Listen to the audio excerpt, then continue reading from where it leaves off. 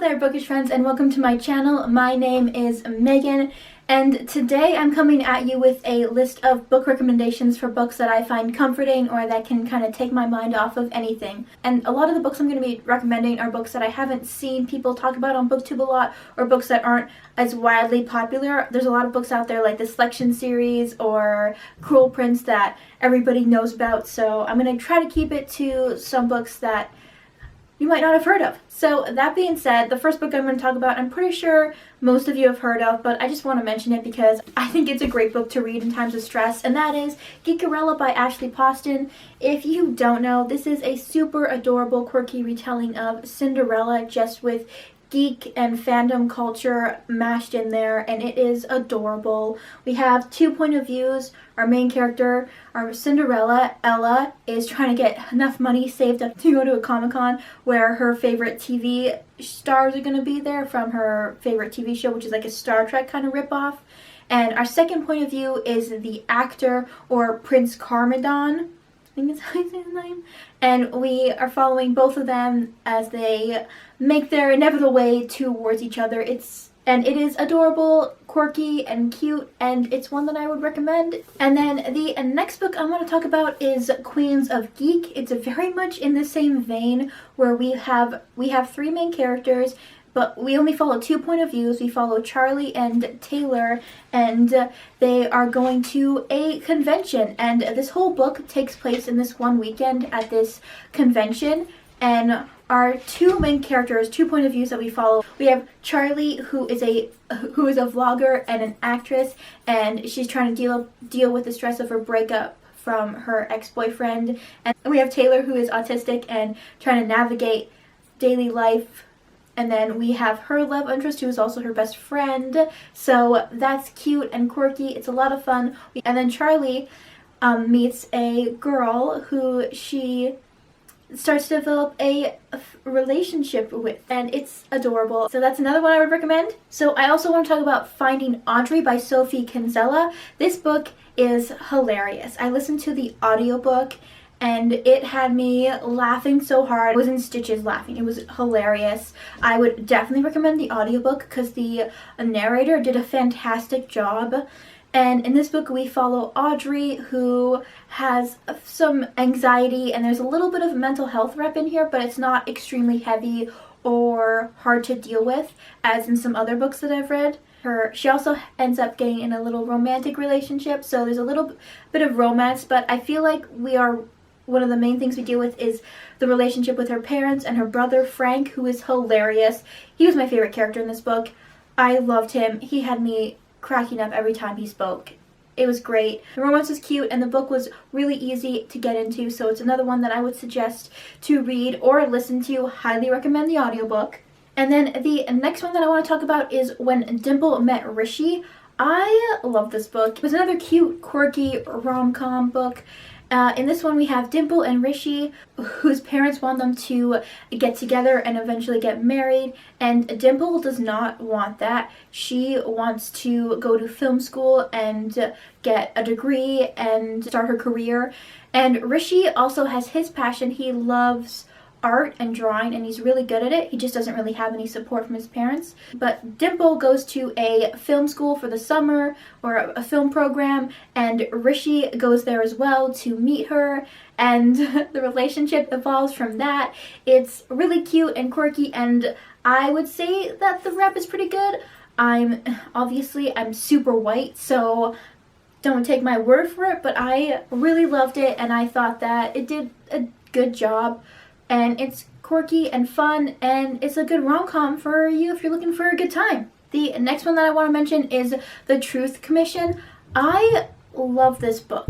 We have Normandy, who is dealing with immense pressure from her parents and her older sister, who is a famous comic book novelist. She's got that she's dealing with, and she's also a senior in high school, and she and her best friend start this idea/project called The Truth Commission, where they go around asking people secrets that they want to share and trying to find out the truth behind people, and it leads them on a wild and interesting journey. And I really enjoyed this one. There's also a little bit of romance in it, but I feel like a lot of what we deal with is the family relationship between Normandy, her sister, and her parents. It's one that I would recommend. It does feel a little bit like a mystery at times when you're trying to figure out what secrets people are keeping and are hiding, and I really enjoyed it. It was really interesting. The writing is really good. The pacing was good, and I never felt bored during it, and it had me really invested in the characters. So that's another one I would recommend. The last kind of rom-com-y book I want to recommend is Love and Gelato by Jevin Evans Welch. In this book, we are following Lena, whose mother has just passed away after battling with cancer for a while, and she goes to Tuscany to live with her father, who she has never met before. And there's also a cute boy she meets there who start a friendship that evolves to romance, and they try to learn about her mother's past with her father and try to figure out what her mother never told her about her past. And it also feels a little bit like a mystery at times, but it was really fun and cute. The characters were adorable. I loved the romance, and I loved the relationship between her and her father, how that developed, and the scenery was also really great. It's kind of a perfect book to read at this point when we're all stuck inside. It's one that can kind of let you travel through reading a book, so that's one that I would recommend. It's also the start to a trilogy apparently, and I've only read the first book, but I have heard decent things about the second and third book, so they're ones that I want to read that I think can also take my mind off of what's happening right now. So yeah, that is the last kind of contemporary book I want to recommend. Definitely read it. It's really good. I loved it. And speaking of traveling, I have a series of books here that I want to recommend. Hold them all up for a second. These are all by Esther Freisner, and I have 3 different little duologies here. I have an Egyptian one that follows a reimagining of Nefertiti's life, and it was a lot of fun, and it's one that can take you to ancient Egypt, so it's one that I would recommend. And then we also have this one, which is Spirit's Princess and Spirit's Chosen, another duology that takes place in ancient China, and we follow Himiko, who is the daughter of a chief, and she wants to learn to be a shaman, and she can also commune with the spirits, and that leads her on a journey and an adventure. The third duology she has is Nobody's Princess and Nobody's Prize. These ones are about Helen of Troy, another kind of reimagining of her life and putting a little bit of historical aspects to it. That's one of her other duologies I want to recommend.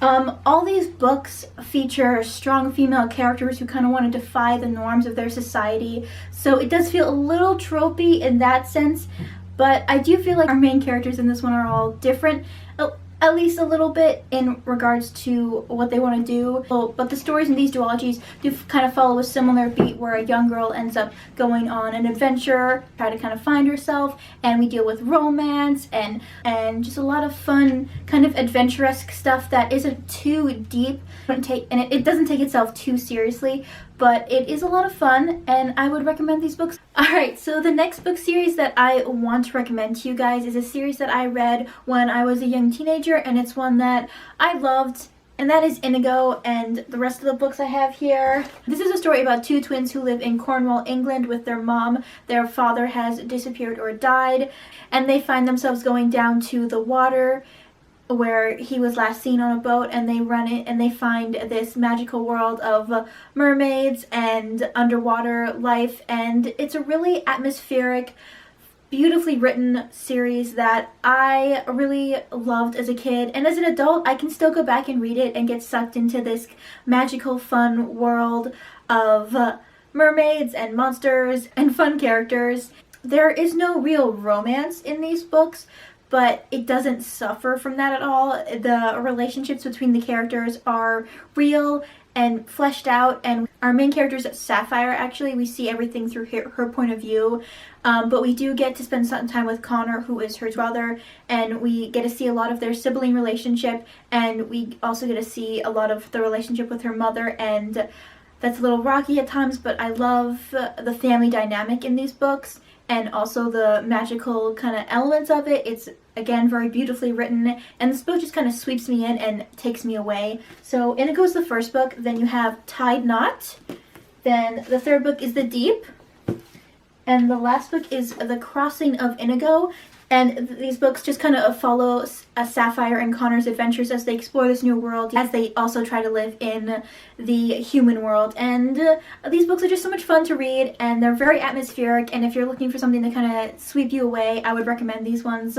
And the next series that I want to recommend is a older book series, but it's a fantasy one, and that is Dealing with Dragons, and I also have Searching for Dragons. There are 4 books in this series. I don't have the 3rd and the 4th, unfortunately, but I have read them all. We used to have them in a big book like this big, but unfortunately that kind of fell apart. But in the first book, we follow a princess, Simorine, and she's not the typical princess. She wants to train to fight and cook and do all these things that princesses aren't supposed to do.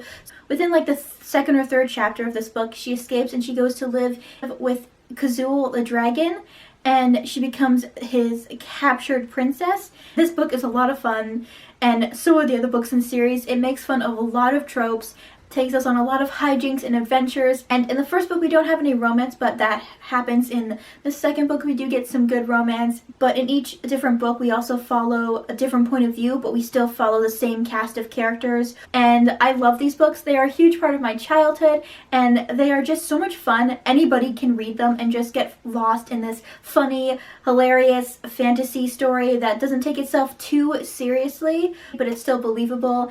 It isn't very complicated, but you can just dive into this and just have a really good time with this series. So that's a fantasy series I wanted to recommend for you guys. So the next book I want to talk about is actually a series. The first book I have here is I Tell You I Love You, But Then I'd Have to Kill You. And this book is by Ali Carter. This book was actually recommended to me by someone I met when I was in a bookstore, and they suggested I buy this book, and I did, and I did not regret it. I have since bought almost all the books in the series. There's about 6 books, and they're all a lot of fun. If you haven't heard of this series, this is kind of Harry Potter-esque, but in America and for girls only. And instead of being trained to be wizards, they're being trained to be spies for the CIA or some other American government. And in this first book, Cammy meets a boy outside of her school, and she tries to go on some dates with him, and a lot of other stuff is happening with her training, and her mom is also the headmistress of her school, so that makes for a lot of fun hijinks. And in this book and the other books in the series, it follows her training throughout her school years until she graduates. And I love these books. They get a little bit more intense as they go on and a little bit more serious, but they're still made for kids, so it's nothing super intense. And I found them to be funny at times, and so there's some good action that happen in the later books, especially a lot more as they end up going on some training missions and other hijinks ensue. I really would recommend this series if you're looking for something a little bit more than just like a regular like rom-com. If you want something a little bit more, this is a fun series. There's 6 books, so if you have too much free time on your hand, as I know a lot of us do, I'd recommend to give this series a shot. So I think that's all the books that I'm going to recommend, that I'm going to be recommending for this video. I might do a fantasy only recommendation in a week or 2 if you guys want that. So let me know if you guys have read any of these books, or if you have any good recommendations for me, because I'm always looking for good new books to read, especially ones that can help me de-stress a little bit as we live through these crazy times. So if you have any recommendations, you can link that. You can comment down below. Also, let me know if you've read any of these books, because I love to talk about them. And as always, give this video a like if you enjoyed it, and subscribe down below if you want more content from me. And thank you so much for watching and for sticking through this awkward video. I really appreciate it, and have a good day. Stay safe, everybody. Bye!